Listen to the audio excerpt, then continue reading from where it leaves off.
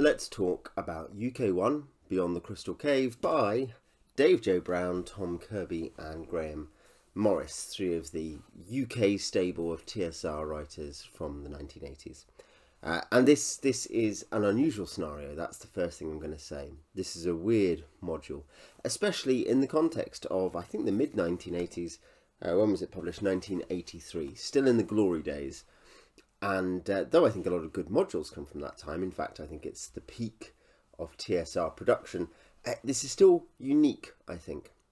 And basically the gimmick is this: to get the full reward and to avoid the most dangerous thing in this scenario, the PCs have to not kill anything in the main scenario location. They have to avoid violence. That's the gimmick. They're off to retrieve, basically the plot is, they're asked to retrieve some teenage lovers who have disappeared into a magical demi-plane or sub-realm, which has a legend about lovers going to hide there. So these teenagers have fled there. And there is such awe and respect for the enchanted realm in the nearby lands that it would be unacceptable to harm anything there. And there are ways that the locals will find out. And there's also, and we'll talk about this, there is a godling there who will also defend it if you attack things whilst you're in the land beyond the Crystal Cave.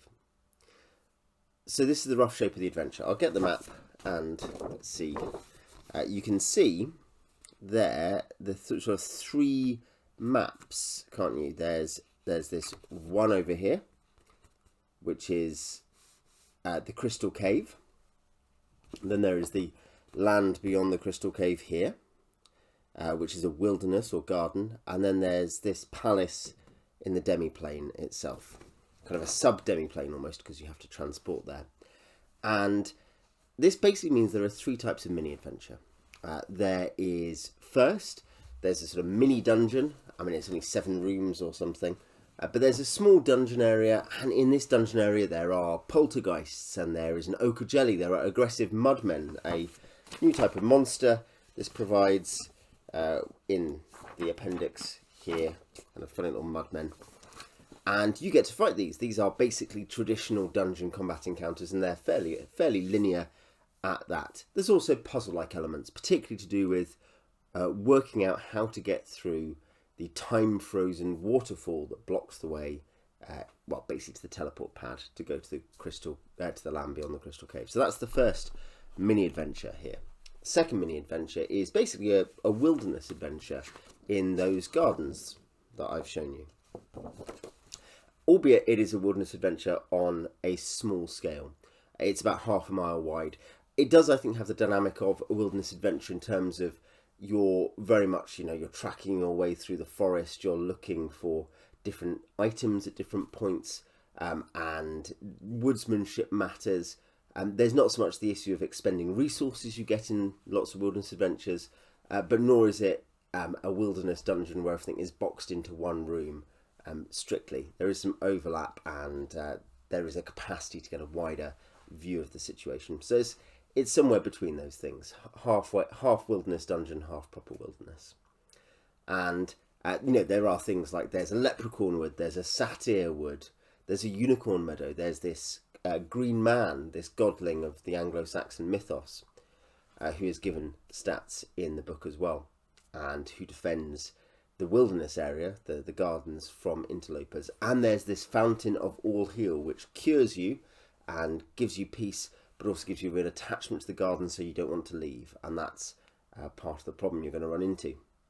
And there's also a hidden palace within this, which you have to solve a puzzle to get to. I'll mention that in a moment because I think it's an interesting one. But you solve this puzzle, you get there, and it's essentially either an extended non-combat negotiation puzzle scenario, or if you decide to be bad guys, if the players decide to be bad guys anyway, it's rather more combat focused and rather more difficult.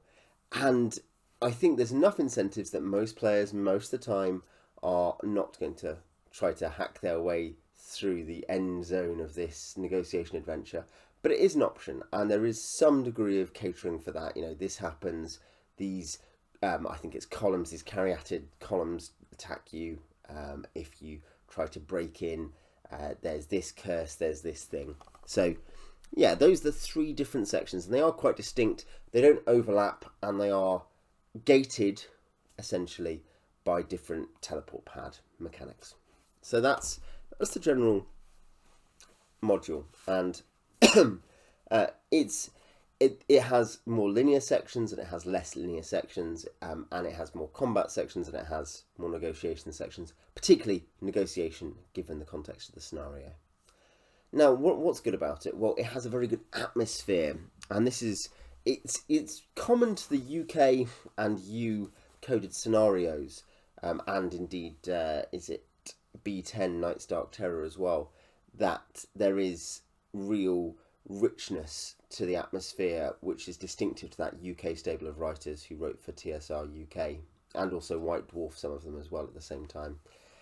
The atmosphere is accomplished by a few things. Some of it is, just the writing style has a different tone to Gary, who is the main writer at the time, or Doug Niles or Tom Moldvay. But really, I think it's as much to do with the sorts of creatures that are chosen, the way the creatures are described, the weird magical effects of things, the idea there's a fountain that heals you but makes you want to stay somewhere. It's very fairy. The way the puzzles work, the theming of the puzzles. And I think all of that works to give this a distinct fairy feel and a real rich sense of this being an otherworldly place.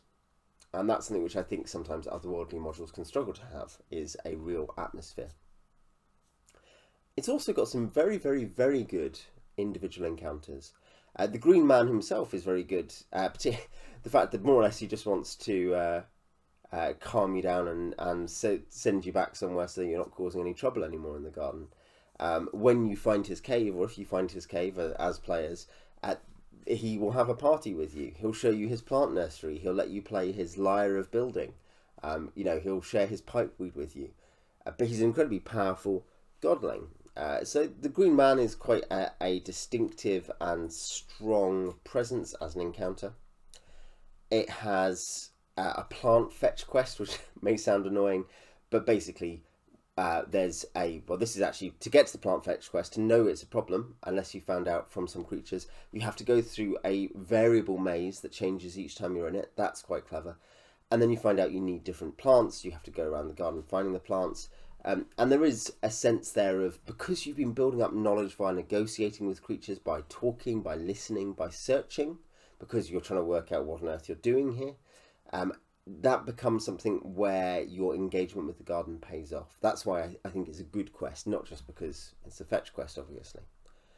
There's the Leprechaun Wood, which may well be the first encounter lots of people face, because you can't kind of come in here and the leprechauns are here. So you come in there, leprechauns there. And the leprechauns, I mean, they're kind of annoying, but that's funny. It comes off as funny when reading it, and you can imagine it being funny when playing it. Particularly because you've got these mischievous but not actively violent leprechauns, and you've got players who really won't want this, but will also know they can't do violence. So it's a very early point of tension in a way that's reasonably entertaining. And I think that's important. The other one I guess I'll point out as an individual encounter. In the final section, in the palace, in the tomb of the original lovers, who are called Proferio and Kerwin, there is a riddle puzzle, which isn't super hard, and basically if you choose not to loot their tomb and leave them alone, and you touch their tombs in the right way, everyone who does that receives a wish. On the other hand, if you loot it, then the wishes stop in reverse, and the loot's not very good, and you kind of have to engage with these lovers who don't want to, well, if you try to resurrect them, don't want to be resurrected, things like that. It's, in that sense, I think it is, and then that also essentially boots you back out of this land. So it resolves the puzzle, it sends you home. So yeah, I think that's an interesting little encounter again. So you've got various quite rich encounters in this heavy, dense atmosphere, and the general gimmick is good. I think it is good. Not killing stuff, but avoiding stuff, puzzling through, negotiating. The cost benefits of drinking the Fountain of All Heal based on what happens to you. And the fact that makes you kind of a brainwashed inhabitant who only half wants to help and half wants to hinder. adventurers coming to retrieve people and take them away. So I think that's generally speaking a good thing. And I think of Joseph Manola's Against the Wicked City, which is a whole setting, but there's a particular gimmick he has that you unlock classes of different tribes or demi-humans or constructs or whatever, based on, or orders of monks, based on befriending them, based on having made an alliance with them. That class and its mechanics become available to you. And I think that's fun and good. And this is that mechanic, but for an entire setting, really, an entire adventure, sorry, where you have to go into this adventure setting and make friends with people and work your way around problems rather than stab them. And you're at a level gap 4 to 7 where you begin to have tools available to you that allow you to be tricksy, as well as your own role-playing chops. So yeah, I think that's successful. That's good. There are weaknesses. Let's be honest. There are weaknesses. There is some gimping going on. You are not allowed to do lots of things. There are lots of spells that you can't cast. Basically, most of the things to do with nature magic, primal magic. The flip side is druids go up a level while they're in the garden. But the downside of that is lots of spells don't work because they would damage the garden, and the Green Man won't let that happen. And there are spells which have different effects. True Sight will not reveal the Palace of Spires, or Detect. Charm is normal, but note the effects of the Fountain All Heal is not a charm. Glyph of Warding will not produce a fire glyph. So there's interesting things like that, where it's trying to fit it into the lore of the garden. This actually largely makes sense. It fits the theme, and you're not completely screwed. But at the same time, I think it's fair to say that it is still not fun to lose lots of your powers. You're trying to do this thing, you want all the tools at your disposal, suddenly lots of things don't work. Now you can signal that to players. You know, the governor can say, by the way, these things won't work, so don't do them. But nonetheless, I think it's always not a good sign if an adventure has to tell you not to do lots of things, or else you might break the simulation. It's not as onerous here as in some adventures, but it is a bit annoying. I'll also say there's odd treasure. You're going to need a lot of treasure from somewhere if this is going to be a level up experience, but treasure is often hidden in odd places, or it's not very much, or it's incredibly onerous to get. You know, do you really want to risk that? Particularly because you're often getting into combat situations, which you're going to have to avoid via sleep and charm, basically, to get there. For instance, there's some giant otters who I think are one of the pictures, I think on the front of this. There's some giant otters, and that's an interesting little setting. They're in a water palace.